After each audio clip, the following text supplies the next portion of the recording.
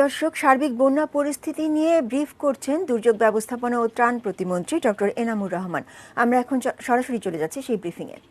নিয়ে আসে এবং আশ্রয়কেন্দ্রগুলিতে রান্না করা খিচুড়ি এবং মুড়ি, চিরা, বিস্কিট, গুড় এবং পানি এবং পানি বিশুদ্ধকরণ ট্যাবলেট বিতরণ করা হচ্ছে।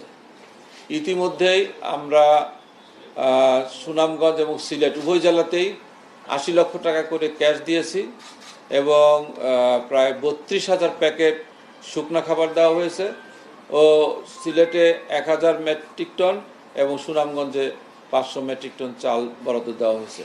আমরা নগদ যে টাকা দিয়েছি সেখানে নির্দেশনা দিয়েছি সেই টাকা দিয়ে চিরা, মুড়ি, গুড়, বিস্কিট, পাউরুটি এই ধরনের রেডিমেড খাবার দেওয়ার জন্য, কারণ ঘরবাড়ি তলিয়ে যাওয়ার জন্য রান্নার ব্যবস্থাও কিন্তু এখন সেখানে বড় দুষ্কর। মাননীয় প্রধানমন্ত্রী সবসময় আমার সাথে যোগাযোগ রাখছেন, আর্ম ফোর্সেস ডিভিশন যোগাযোগ করছেন, সিলেট সেনানিবাসের জিওসি তিনিও যোগাযোগ করছেন, ভলান্টিয়ার এবং আমার দলের সিলেট এবং সুনামগঞ্জের যারা নেতাকর্মীরা আছেন তারাও কথা বলছেন, মাননীয় সংসদ সদস্য এবং মন্ত্রীবর্গরাও তারাও যোগাযোগ রাখছেন এবং তারা বিভিন্ন পরামর্শ দিচ্ছেন। তাদের পরামর্শ অনুযায়ী মাননীয় প্রধানমন্ত্রীর নেতৃত্বে এখন একটা স্বস্তিকর অবস্থায় আসছে যে উদ্ধার কাজ, অনুসন্ধান উদ্ধার কাজ সুষ্ঠুভাবে পরিচালনা হচ্ছে এবং আশ্রয় কেন্দ্রের ব্যবস্থাপনাও ভালো আছে এবং যথেষ্ট পরিমাণ মানবিক সহায়তা সেখানে মজুদ আছে এবং বিতরণ চলছে। জেলা প্রশাসন, ভলান্টিয়ার দল, বাংলাদেশ আওয়ামী লীগের নেতৃবৃন্দ, যুবলীগ, ছাত্রলীগ, স্বেচ্ছাসেবক সবাই আশ্রয় কেন্দ্রে এবং উদ্ধার কাজে সহায়তা করছে।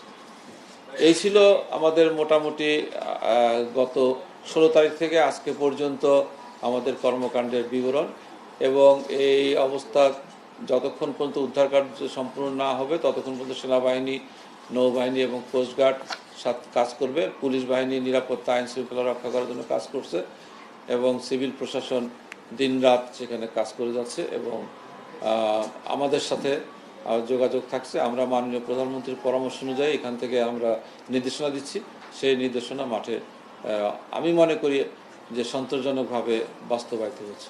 ধন্যবাদ।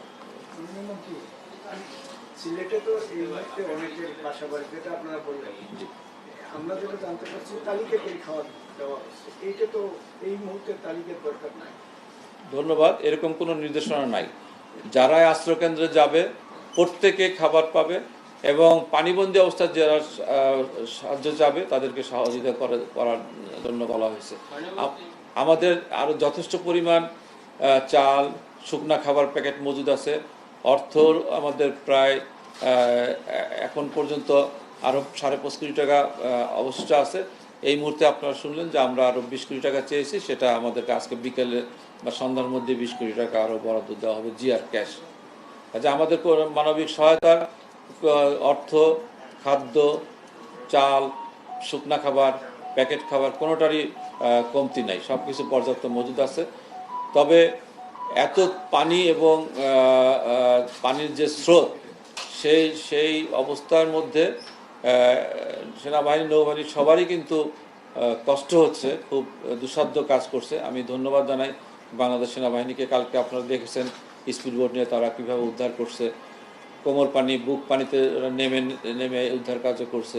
তো বাংলাদেশ সেনাবাহিনী সবসময় ভালো কাজ করে, এখনও ভালো কাজ করছে, নৌবাহিনী ভালো কাজ করছে, কোস্টগার্ড করছে, পুলিশ ভালো সহায়তা দিচ্ছে, ফায়ার সার্ভিসের ভলান্টিয়াররা ফায়ার সার্ভিস কাজ করতেছে, আর আমাদের প্রশাসনের লোকরা দিন রাত মানে প্রশংসা করার মতো তারা পরিশ্রম করে যাচ্ছে। আমি সবার কাজে অত্যন্ত সন্তুষ্ট। সর্বোপরি আমাদের মাননীয় প্রধানমন্ত্রী তিনি না ঘুমিয়ে এই উদ্ধার কার্য পরিচালনা তিনি তদারকি করছেন এবং আমাদেরকে সাহস দিচ্ছেন।